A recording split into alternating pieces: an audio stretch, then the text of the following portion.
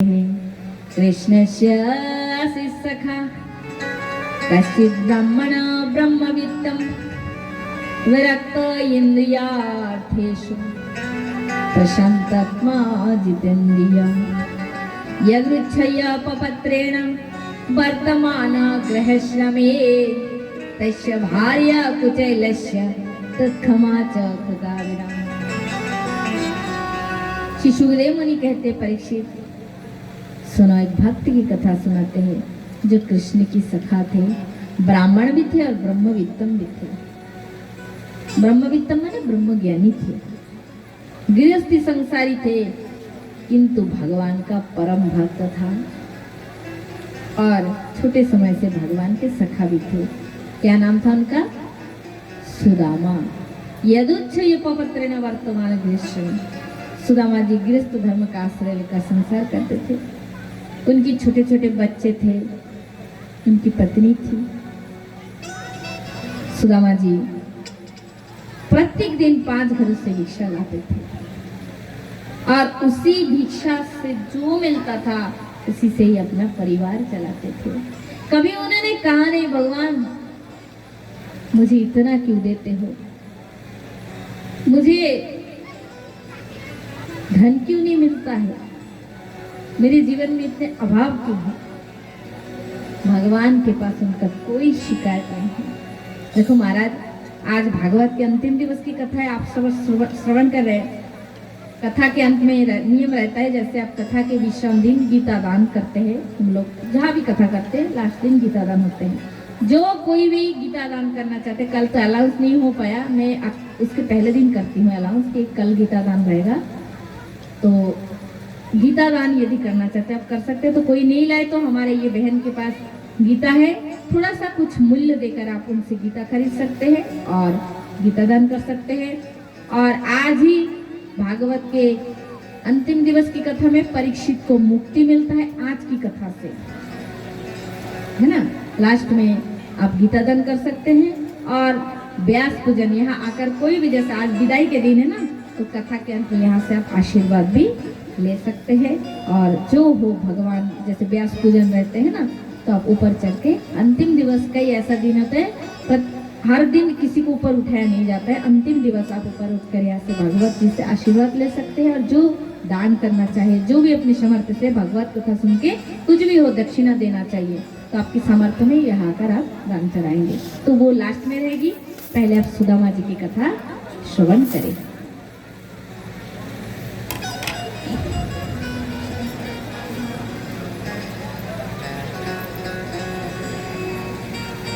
सो महाराज, श्री सुखदेव मुनि कहते परीक्षित 5 वर्ष से भिक्षा लाते थे सुदामा जी महाराज, और जो मिलता था उसी से ही परिवार का पालन पोषण करते थे। पत्नी की कोई शिकायत नहीं, बच्चे की कोई शिकायत नहीं, किंतु एक माँ कब तक सहन करती रहे। छोटे छोटे बच्चे भूख के मारे रोते हैं, माँ कुछ खाने क्यों दो, खाने क्यों दो। माँ दुखी हो जाती है। माता कहती है, पुत्र आज व्रत है, जल पी के उपवास कर लो। तो बच्चे जलपान करके सो जाते हैं। सुदामा जी दुबले पतले थे, उनकी पत्नी भी वैसी थी। सो महाराज, एक दिन क्या हुआ, सुदामा जी भिक्षा लाते थे और जो अन्न से भोग बनता ना, प्रसाद, पहले भगवान के मंदिरों में भोग लगाते थे। दर पे कोई दीन दुखी आता है तो सुदामा जी उसकी भी सेवा करते थे। और अगर अन्न रहे तो खाते थे, नहीं तो जलपान करके सो जाते थे। सुदामा जी के भक्ति देखकर भगवान भी व्याकुल हो जाते। वाह सुदामा, तेरे भक्ति से तूने मुझे खरीद लिया है। महाराज देखो, गृहस्थ होना साधारण नहीं है।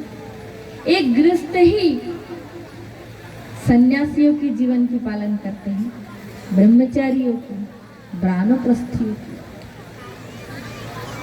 गोपालित पशु पक्षियों की जीवन रक्षा गृहस्थ से होता है। गृहस्थ धर्म श्रेष्ठ धर्म है और इस गृहस्थ धर्म में रहकर भजन करना और श्रेष्ठ है। श्री सुदामा जी शिक्षा देते, देखो घर में जो भोजन बनाते हो ना, भोजन बना के कभी पहले नहीं खाना चाहिए। किसी को खिलाओ, चाहे बच्चे हो चाहे बूढ़ा हो, कोई द्वार पे आ जाएगा। एक गाय को दोहने में जितना समय टाइम लगता है, खाना बनाकर उतने समय द्वार पे खड़े रहना। कि कोई दिन भिखारी दुखी आ गया तो फिर पहले उन्हीं को भोजन कराना है, उन्हीं को प्रसाद करवाना है, फिर हम स्वयं प्रसाद पाएंगे। भोजन बना के जो पहले ही खा लेता है वो अपने स्वयं, वेद में कहते यज्ञ जैसे करके, जैसे यज्ञ का प्रसाद पहले खाने से पाप लगता है। इसलिए भोजन बना के पहले कभी मत खाना। किसी न किसी को सेवा कराओ, फिर स्वयं अंत में पाओ। तो महाराज सुदामा जी की जो पत्नी थी, बहुत दुबली पतली थी। उनके वस्त्र फटे फूटे पुराने थे। कभी नहीं, सुदामा जी की पत्नी ने कभी नहीं कही कि मुझे एक अच्छा वस्त्र चाहिए। वो जानते हैं मेरे पति हैं। और आजकल की महिलाएं, कितने ऐसी तो महिला होते हैं कि हर महीने में शॉपिंग कराने के लिए ले जाना पड़ेगा, नहीं तो पति को डांटते हैं, नाराज हो जाते हैं। आजकल की, अभी इसी युग के जमाने की महिलाएं ऐसी होती हैं।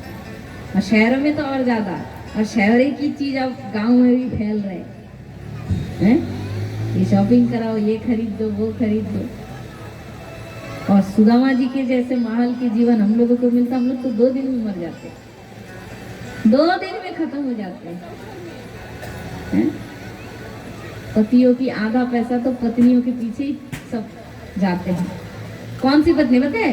फैशन वाली पत्नियां।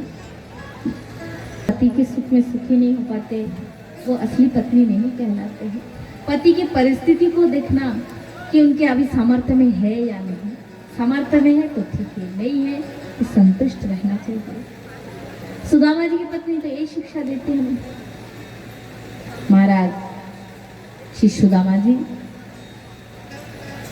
5 घर से भिक्षा लाते, कोई दे दे तो ठीक और ना भी दे तो भी सुदामा जी उनको आशीर्वाद देते हैं, भगवान तुम्हारा मंगल करे। एक दिन सुदामा जी की पत्नी रोते रोते पति के पास आए और बोले, स्वामी सुना है द्वारिकाधीश श्री कृष्ण आपका बचपन का मित्र है। प्रभु सुना है वो लक्ष्मीपति है।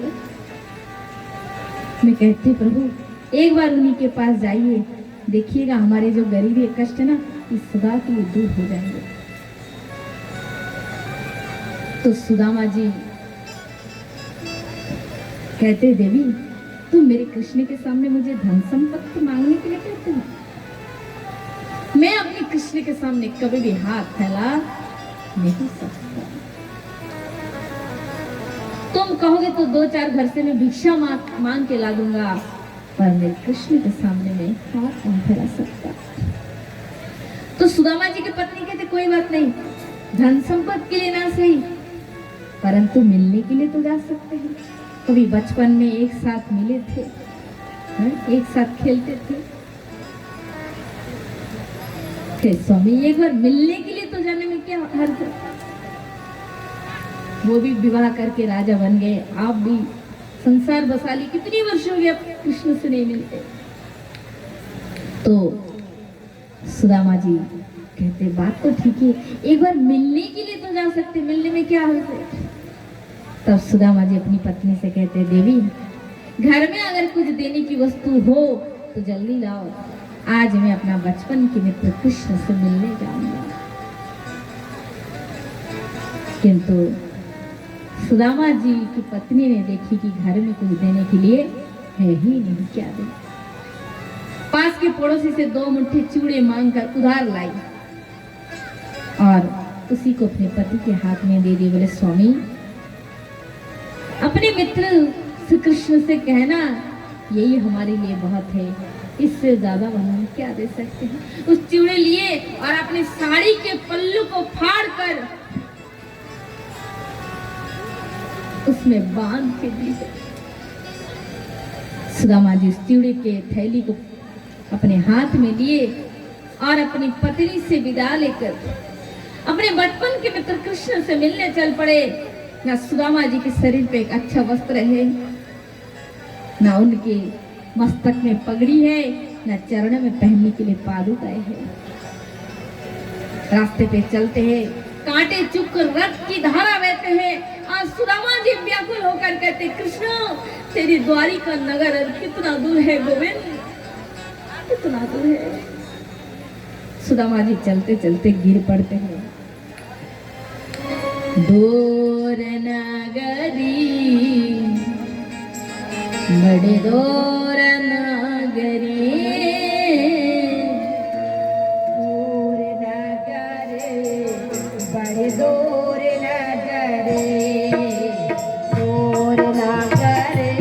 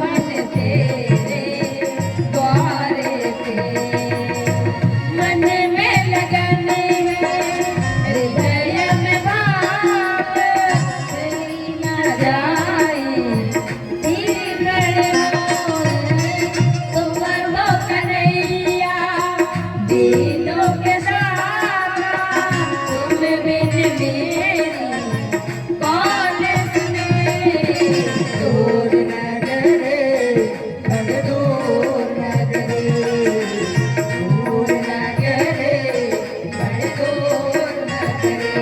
से आओ मैं कनाई, कैसे आओ मैं कनाई, द्वार नगरी बड़े दूर नगरी, दूर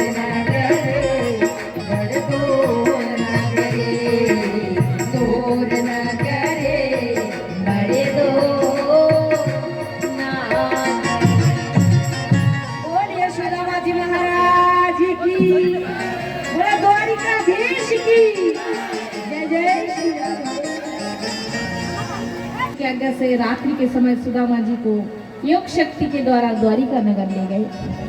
और जब सवेरा हो गया तो सुदामा जी देखे कि वे कई नगर में पहुंच गए। उन्होंने सोचा कि ये मैं कौन सी नगर आ गया।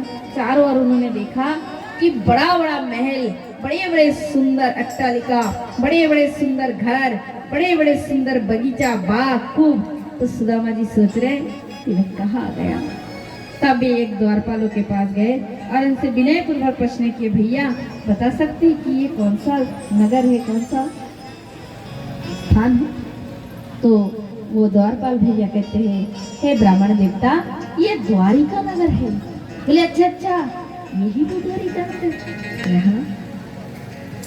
तो द्वारपालों से सुदामा जी कहते, भैया क्या बता सकते कि इनमें से इस द्वारिका नगर में कृष्ण, द्वारिकाधीश श्री कृष्ण कहाँ रहते हैं, उनका पता दे सकते हैं, ये कौन सी महल में रहते हैं। तो द्वारपाल हंस पड़ते हैं, कौन सा महल बताऊं, ये हजार हजार जितने महल दिखाई दे रहे हैं ना, ये सब भगवान कृष्ण का महल है। भगवान श्री कृष्ण का 25,000 महल है।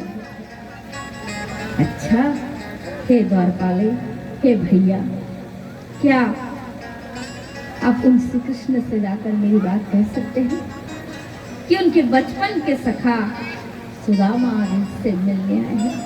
बड़े विनय भाव से सुदामा जी विनय करते, आइए भजन के माध्यम से इसको हम लोग श्रवण करते हैं। देखो देखो ये गरीबी, ये गरीबी कहा कृष्ण के द्वार पे विश्वास लेके आया हूँ, मेरे बचपन का यार, हे मेरा श्याम, यह सोच करके मैं आस करके आया हूँ। अरे द्वारपालो कन्हैया से कह दो, अरे द्वारपालो कन्हैया से कह दो, इधर पे सुदामा गरीब आ गया है, इधर पे सुदामा गरीब आ गया है। भटकते भटकते हैं न जाने कहाँ से, भटकते भटकते न जाने कहाँ से, तुम्हारे महल के गरीब आ गया है, तुम्हारे महल के करीब आ गया है।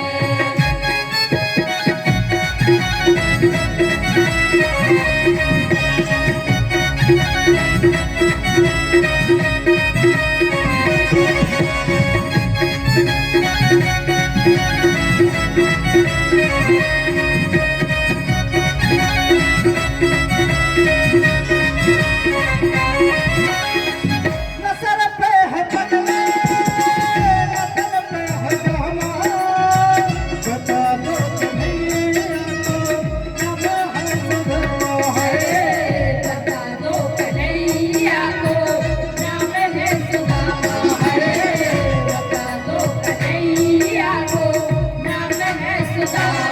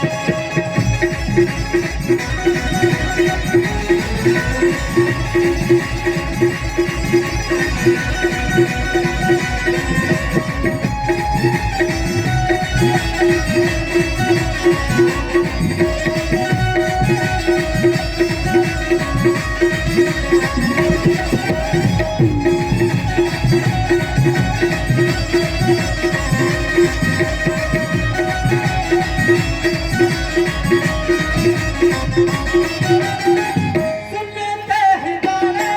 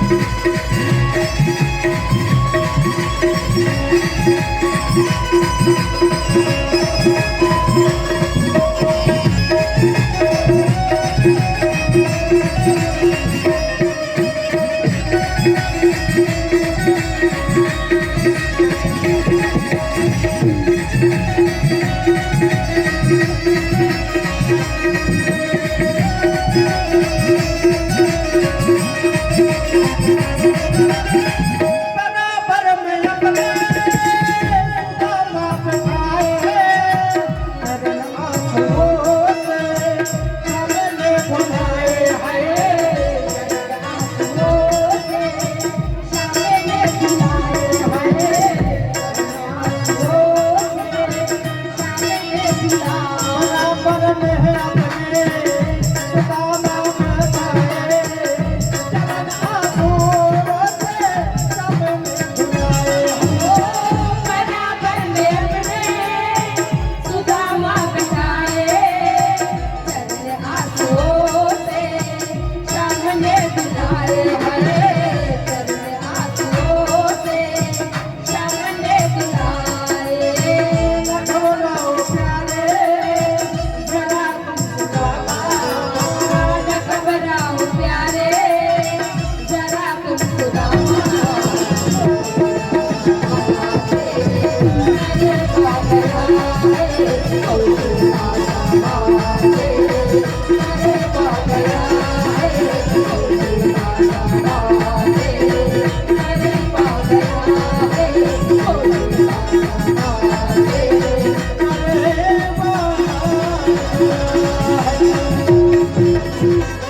बोलिए सुदामा जी महाराज की, बोला द्वारिकाधीश की जय जय श्री राधे। श्री राधे। श्री सुदामा जी महाराज द्वारपाल से इस प्रकार विनय की है तो एक द्वारपाल को दया आ गया और वे महल के अंदर प्रभु के पास गए और प्रणाम करते हुए प्रभु से कहा, प्रभु एक दिन दुखी ब्राह्मण आए हैं, बस आपके ही नाम कहते जा रहे हैं कि वे आपके बचपन की सखा होते हैं और फटे पुराने वस्त्र पहने हुए हैं। हमारे नगर के तो नहीं लगते, लगते बाहर से आए हैं और नाम कहते 3 अक्षर वाला, क्या? सुदामा। सुदामा। जैसे ही प्रभु ने नाम सुना, सुदामा भगवान व्याकुल हो गए, क्या मेरे बचपन के सखा सुदामा मुझसे मिलने आए? प्रभु व्याकुल हो गए, सुदामा सुदामा मुझसे मिले बगैर मत जाना मित्र, सुदामा रुक जाना। कहकर भगवान श्री कृष्ण चल पड़े। कहा भगवान की मस्तक के मुकुट गिर गए, कहा भगवान के चरणों की नुपुर गिर गए और कहा भगवान की पीताम्बर गिर पड़े और भगवान श्री कृष्ण सुदामा जी से मिलने के लिए चल पड़े। दौड़ते दौड़ते नंगे पाए आए सुदामा को प्रभु ने नंगे चरणों में मनाने के लिए गए। जाकर द्वार पे गए, जाकर सुदामा को हृदय से लगा लिए और कृष्ण की आंखों के आंसू से सुदामा का शरीर भीग रहा है और सुदामा की आंखों की अश्रुधारा से कृष्ण के अंग भीग रहे हैं। दोनों की मित्रता देखकर आज सारा संसार कृष्ण सुदामा की जय जयकार कर रहे हैं। मैं देखो कितने दयालु है हमारे प्रभु।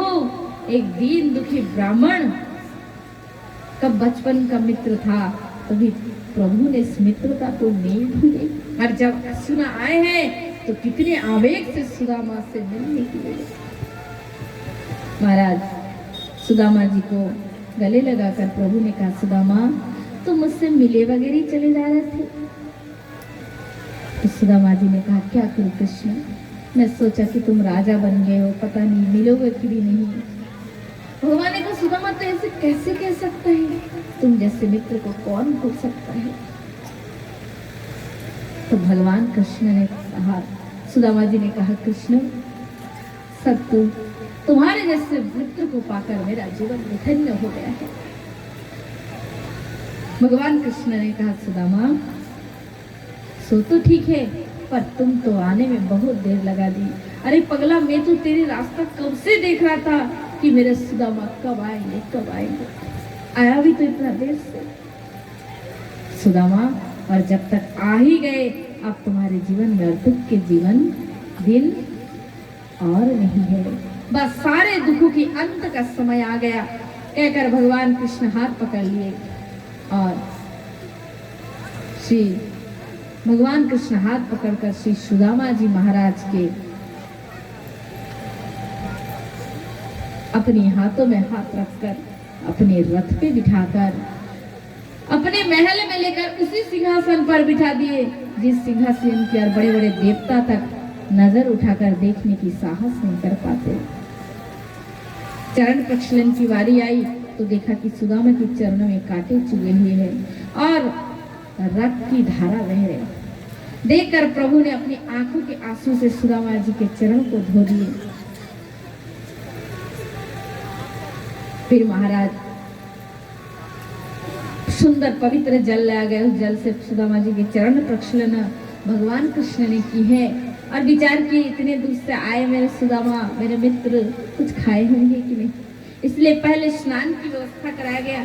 स्नान किए, सुंदर वस्त्र आदि परिधान किए और फिर पहले सुदामा जी को प्रसाद खवाया गया।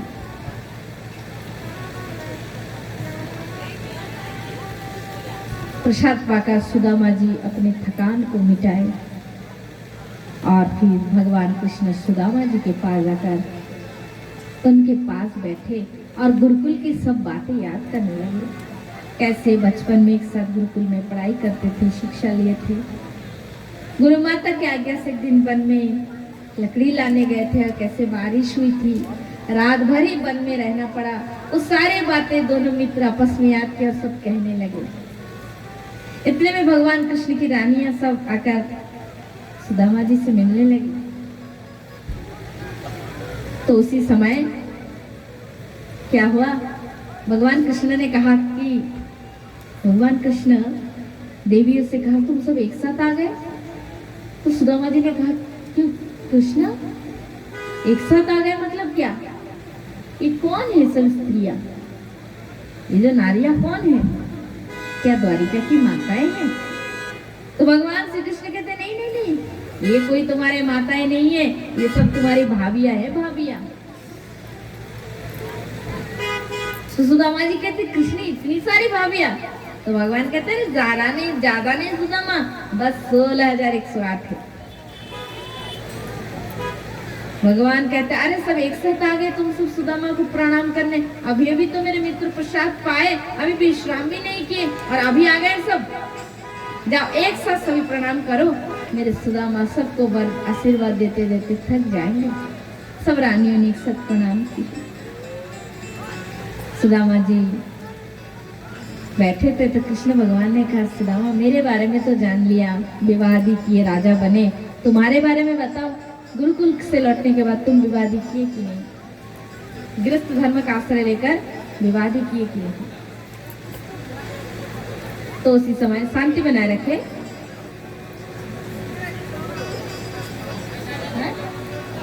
तो उसी समय सुदामा जी ने कहा हाँ कृष्ण, मैं गृहस्थ धर्म का आश्रय लेकर विवाह किया हूँ, मेरी एक पत्नी भी है और छोटे छोटे बच्चे भी हैं। तो उसी समय सुदामा जी ने कहा कि हाँ कृष्ण, तुम्हारी भाभी जी घर में है।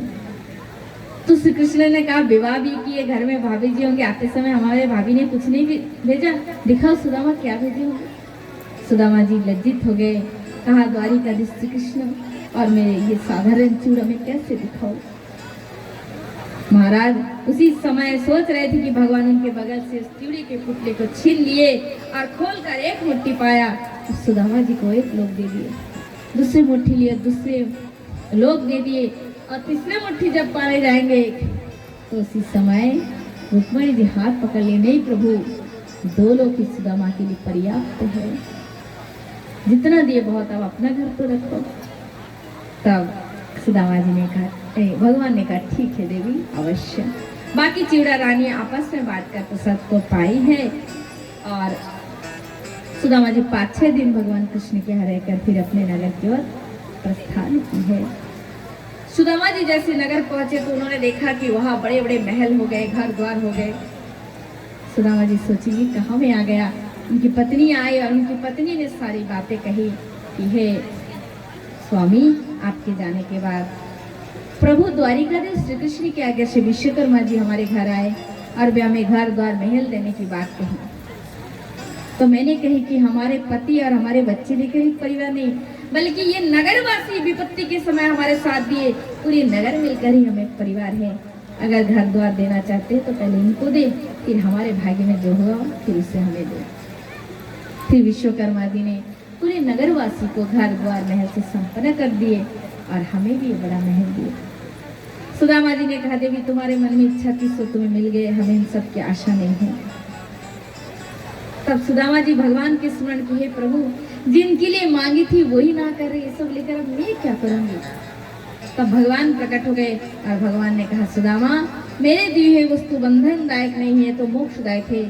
तुमने अपने लिए नहीं मांगा पर मैंने प्रसन्न होकर दिया, तुम इसे स्वीकार करो, तुम्हें इससे माया नहीं होंगे। तब सुदामा जी ने कहा, ठीक है कृष्ण, जैसे तुम्हारी इच्छा। फिर भगवान के दिए हुए भोगों को भोगकर सुदामा जी अंत समय नित्य धाम प्रस्थान किए। बोलिए द्वारिकाधीश की जय, बोलिए सुदामा जी महाराज की जय जय।